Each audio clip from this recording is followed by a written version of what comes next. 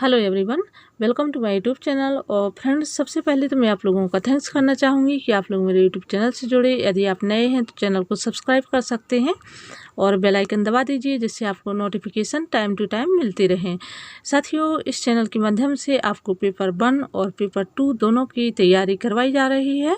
और मेरा तो मानना है कि यदि आप सेकेंड पेपर को पूरा समय देते हैं तो फर्स्ट पेपर को भी समय देना चाहिए, क्योंकि ये मेरा स्वयं का अनुभव है।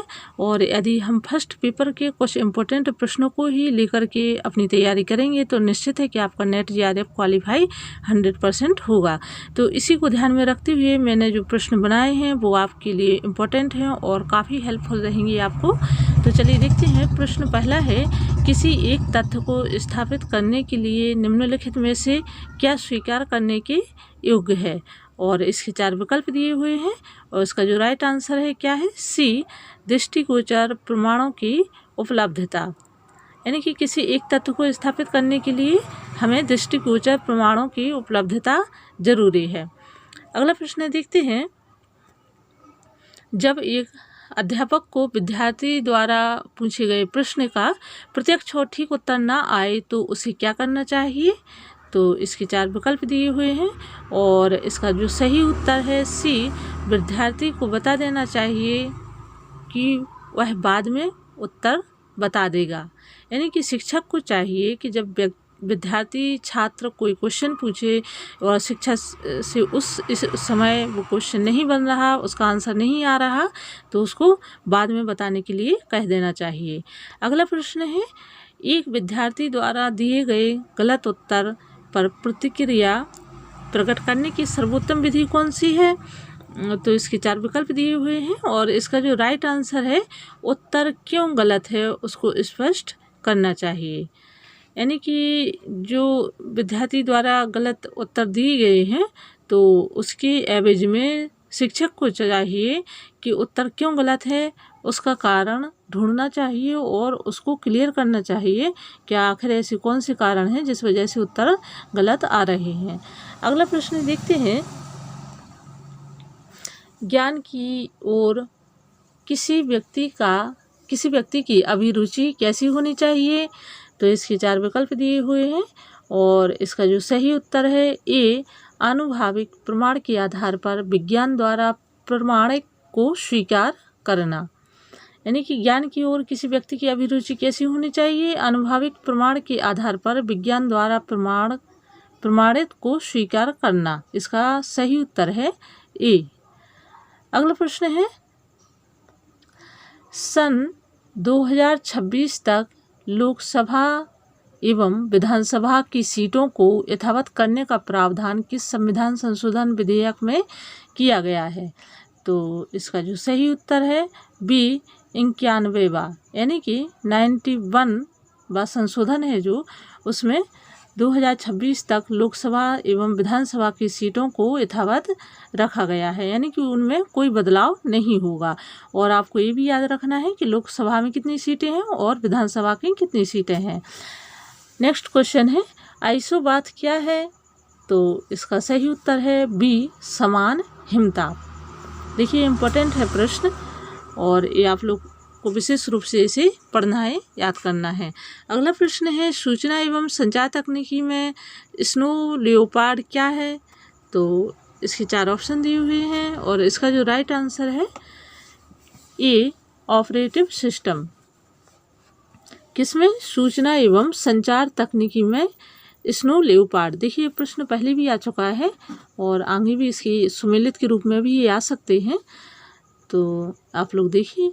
अगला प्रश्न है, निम्नलिखित में से क्या प्रकल्पना के लिए आवश्यक नहीं है। यानी कि जब शोध में, रिसर्च में हम हाइपोथेसिस बनाते हैं तो उसके लिए क्या आवश्यक नहीं है। ए, तथ्यों पर आधारित होना चाहिए, बी, कल्पनीय होना चाहिए, सी, प्रकृति के ज्ञान का विरोधी हो और डी है निष्कर्ष निकालने की अनुमति दे। तो देखिए, इसमें तो सिंपल सा है, सी इसका सही उत्तर है, प्रकृति के ज्ञान का विरोधी हो। नेक्स्ट क्वेश्चन है, पाठ्यक्रम की अंतिम ग्रेडिंग के समय निम्नलिखित में से कौन सा मूल्यांकन उपयोग में नहीं आता है। फॉर्मेटिव, समेटिव ऑब्जेक्टिव और सब्जेक्टिव। तो इसका जो सही उत्तर है फॉर्मेटिव मूल्यांकन जो है पाठ्यक्रम की अंतिम ग्रेडिंग में उपयोग में नहीं आता है। अगला क्वेश्चन है यदि P सत्य है क्यू सत्य है, यदि P झूठ है क्यू झूठ है, प्रस्ताव में यह कौन सा संबंध है? तो B इसका सही उत्तर है बराबर। अगला प्रश्न है सरकारीय आयोग का गठन किया गया था। तो इसका सही उत्तर है B केंद्र एवं राज्यों के संबंधों के परीक्षण हेतु किया गया था। किसका गठन? सरकारीय आयोग का। जो केंद्र एवं राज्यों के संबंध के परीक्षण के लिए इस आयोग की गठन किया गया था, इसकी जांच के लिए। तो इसका बी उत्तर सही है। अगला प्रश्न है निम्नलिखित में से कौन सा सुमेलित नहीं है? A botanical survey of India Kolkata, A right है सही है। बी है भारत पेट्रोलियम संस्थान देहरादून, ये भी सही है। डी है वन प्रबंधन संस्थान भोपाल, ये भी सही है। सी इसका गलत है पोलियो अनुसंधान इकाई चेन्नई में नहीं है, यानी कि सी सुमेलित नहीं है। अगला प्रश्न है सामूहिक उत्तरदायित्व कैसी सरकार की विशेषता है? तो इसका सही उत्तर है सी संसदीय सरकार की विशेषता है।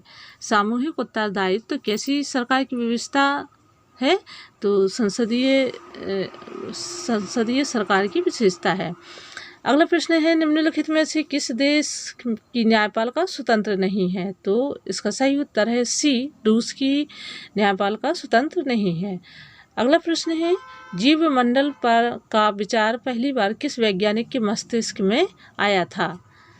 जीव मंडल का विचार किस वैज्ञानिक के मस्तिष्क में आया था? तो इसका सही उत्तर है डी बर्नाड्स्की, इसका सही उत्तर है।